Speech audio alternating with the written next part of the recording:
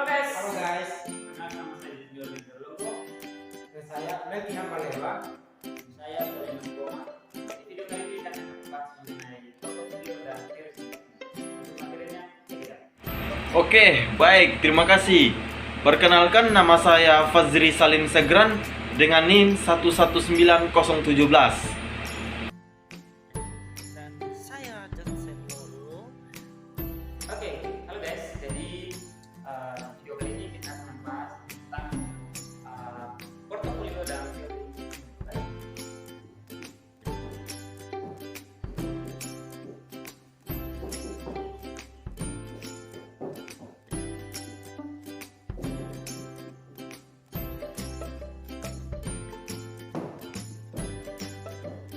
Nah, oke. Jadi kalau kita berbicara tentang dua hal ini, berarti kita juga berbicara mengenai investasi. Kenapa? Karena portofolio ini merupakan bagian dari investasi. Apa nama kita bahas adalah aset sosial tentang investasi. Jadi kalau kita berbicara tentang investasi, adalah aktivitas pengenalan modal. Kita katakan modal di sana itu kita punya modal. Modal itu diinvestasikan di suatu perusahaan. Ya, jadi kalau berbicara tentang investasi itu memang ada dua hal yang memang ini tidak bisa dipisahkan. Yang pertama itu adalah resiko dan return. Oke, ada juga dibalik return dan resiko. Nah, apa itu return? Jadi return itu merupakan harapan atau tingkat harapan kita atau tingkat perubahan yang kita harapkan atas penanaman modal kita. Kemudian risiko itu merupakan risiko kerugian yang kita akan hadapi ketika kita ingin melakukan yang namanya sebuah investasi. Nah, jadi ada istilahnya yang mengenal risiko itu melalui yang namanya diversifikasi. Apa itu diversifikasi? Sementara kita akan bahas di berikutnya. Nah, oke, kita masuk kepada portofolio. Nah, portofolio itu apa? Jadi portofolio itu adalah kombinasi dari kombinasi investasi dari berbagai jenis aset atau modal yang kita tanamkan terhadap sebuah perusahaan. Jadi kalau kita ngomong investasi itu kan ada yang namanya investasi itu ada macam-macam ya, ada investasi saham, obligasi dan lain-lain sebagainya. Nah, hal itu kita sering kenal dengan namanya sekuritas. Nah, jadi makanya dari itu dapat disebutkan portofolio itu adalah kumpulan dari berbagai sekuritas yang istilah namanya. Nah, tentunya ketika kita seperti yang saya katakan tadi, ketika kita melakukan sebuah investasi, sebuah perusahaan, tentu kita akan menghadapkan yang namanya risiko. Nah, dan ketika berbicara mengenai hal itu, tentunya seorang investor itu ingin ketika dia menanamkan modal, setiap modal. Tidak ada investor yang mau ketika dia menjual setiap modal. Tidak ada. Dan pada umumnya namanya investor itu dia tidak menyukai lah. Menyukai namanya. Dia itu sukanya risiko yang kecil yang besar. Nah itu dia yang investor yang senang ya. Nah kemudian oleh karena itu di mana-mana tuh ada namanya dia itu punya portofolio rutin. Bagaimana kita mendapatkan portofolio rutin? Hal yang pertama kita lakukan adalah menentukan portofolio yang defisit. Nah, oke. Jadi apa itu portofolio defisit? Jadi portofolio defisit itu didefinisikan sebagai portofolio yang memberikan tingkat investasi terbesar dengan tingkat risiko tertentu atau sebaliknya dengan investasi dengan tingkat portofolio dengan tingkat risiko rendah dengan tingkat risiko tertentu. Artinya ketika risiko itu naik, return itu meningkat, ya. Sebaliknya jika investasi itu kita investasi itu risikonya rendah, ketinggian juga rendah. Oke, berbicara tentang risiko dan return, risiko itu biasanya dijelaskan melalui beberapa jadi apa itu dikembangkan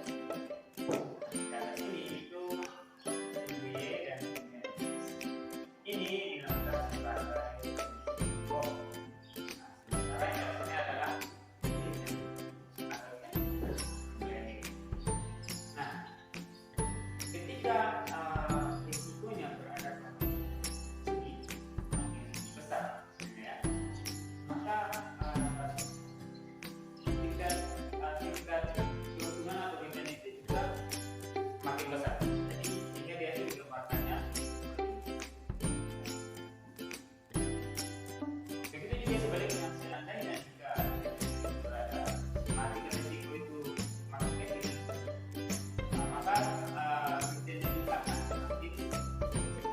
Jadi itulah, ini merupakan dari upaya. Ketika kita dalam menentukan investasi, jadi intinya gini, portfolio investasi itu adalah setiap investasi atau setiap keuntungan yang kita atau setiap investasi kita lakukan itu resikonya mampu kita tanggung sesuai dengan kemampuan kita berinvestasi. Oke, lanjut. Sekarang itu tentang menentukan portfolio investasi. Setelah kita menentukan portfolio yang efisien, maka yang boleh kita lakukan adalah menentukan portfolio yang efisien. Nah, portofolio optimalnya itu merupakan pilihan dari berbagai sekuritas portofolio yang efisien. Berarti dari portofolio tadi maka kita memilih mana yang paling optimal. Jadi portofolio optimal ini ditentukan dengan meneliti ketentuan ekspektasi. Jadi kemudian yang dengan tingkat risiko yang paling rendah, ya, atau menentukan tingkat risiko yang tertentu dan kemudian disebutkan detail ekspektasinya. Nah, berbicara tentang risiko, risiko itu ada dua. Yang pertama risiko sistematis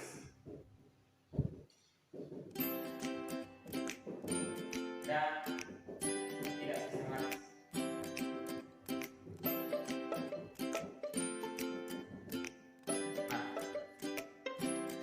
Nah, kalau risiko sistematis itu satu risiko yang serius. Itu risiko yang memang atau yang risiko yang disebutkan oleh faktor-faktor yang memang secara personal mempengaruhi harga di pasar modal. Contohnya itu inflasi, itu salah satu contohnya. Kemudian kenaikan itu memang berpengaruh terhadap risiko berpengaruh terhadap risiko ketika dengan harga modal. Nah, kemudian risiko yang berikutnya adalah sistematis. Jadi risiko yang sistematis itu adalah risiko memang yang bisa kita hindari atau bisa kita minimalkan. Contohnya itu adalah risiko seperti apa namanya, ada mau bekerja di satu perusahaan, kemudian atau perusahaan itu melakukan kerja. Nah, hal itulah akan berpengaruh terhadap tingkat risiko yang akan kita hadapi ketika kita melakukan sebuah investasi. Oke, sekarang kita akan melanjutkan mengenai teori pembentukan portofolio.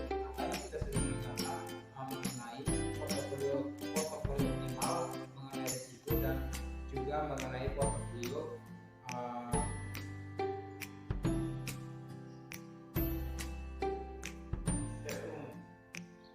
jadi sekarang kita akan melanjutkan mengenai teori pembentukan portofolio atau body theory. Jadi pada teori pembentukan portofolio ini pada dasarnya dikenal dengan dua teori. Yang pertama itu mengenai teori portofolio modern yang diperkenalkan oleh Adam Smith. Lalu pada teori ini berhubungan dengan portofolio yang diharapkan dari tingkat risiko portofolio yang dapat diterima serta menunjukkan cara membentuk portofolio yang optimal. Lalu yang berikutnya mengenai CAPM, teori diperkenalkan oleh Taylor pada tahun 1961. Jadi teori CAPM ini diperkenalkan oleh Taylor yang mendefinisikan bahwa portofolio itu didasarkan pada tingkat risiko yang dapat meningkatkan pengembalian pada suatu investasi. Lalu yang ketiga mengenai teori APT yang diperkenalkan oleh Stephen Coase. Jadi pada portofolio ini menjelaskan bahwa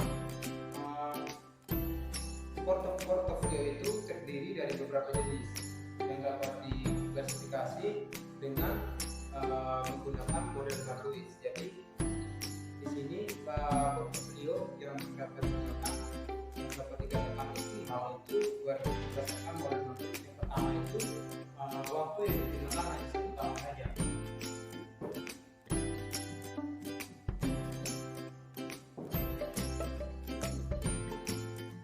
Atau bisa dikatakan waktu yang digunakan hanya 1 periode. Lalu yang kedua, dari portofolio optimal itu menurut sini tidak ada biaya transaksi.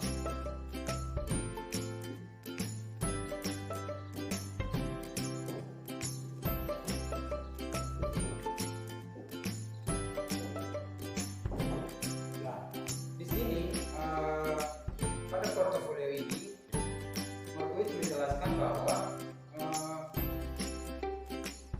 dalam melakukan investasi, portofolio optimal itu terdiri dari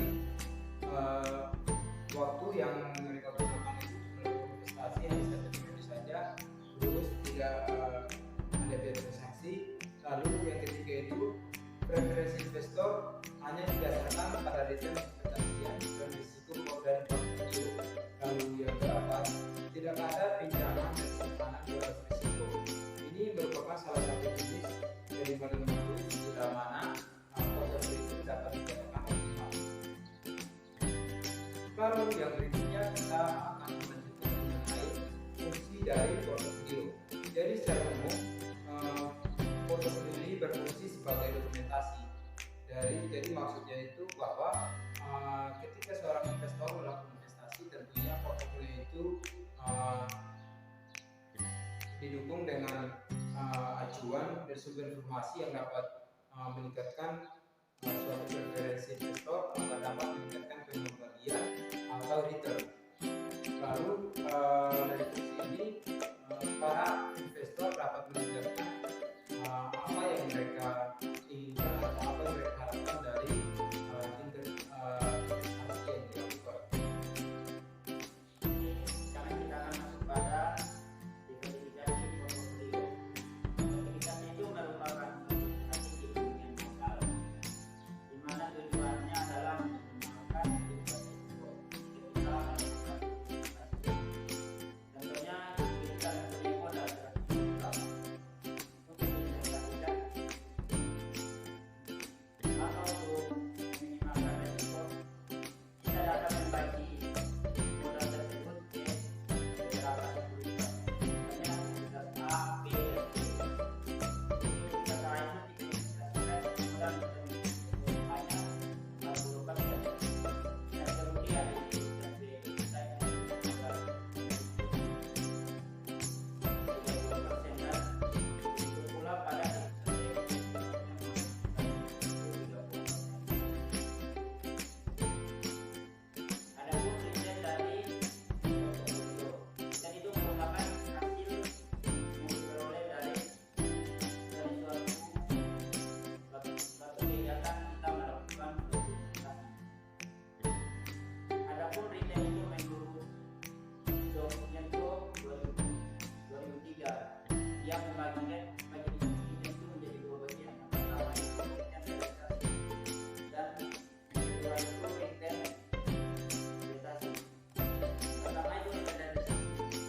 Itu merupakan riset yang nyata atau tidak terima setelah kita melakukan investasi.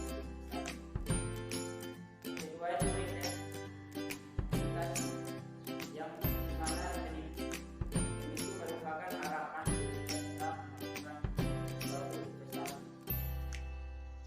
Memang dari kedua riset itu mempunyai perbedaan.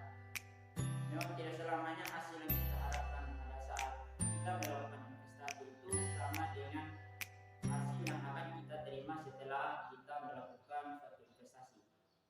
Ada jelasan dari saya tentang diversifikasi portofolio dan riset portofolio. Selanjutnya saya akan memberikan kesempatan kepada rekan saya untuk menunjukkan presentasi. Tadi teman-teman sudah mendengarkan penjelasan mengenai portofolio dan teori pembentukannya itu seperti apa. Nah, beserta juga cara pemilihan yang efisien dan optimal, serta return dan risikonya. Nah, di kesempatan kali ini saya akan membahas mengenai sumber-sumber return dalam sebuah investasi. Nah, adapun sumber investasi, sumber return dari investasi yang pertama yaitu nilai yield. Nah, nilai yield ini merupakan komponen return yang mencerminkan aliran kas ataupun pendapatan yang diperoleh secara periodik atau berjangka dari sebuah investasi. Nah, kemudian sumber return yang kedua yaitu capital gain atau loss. Nah, capital gain atau loss ini merupakan kenaikan atau penurunan harga aktiva yang bisa memberikan keuntungan ataupun kerugian bagi seorang investor. Nah, dengan kata lain, capital loss atau gain ini dapat dikatakan sebagai sebuah perubahan harga aktiva.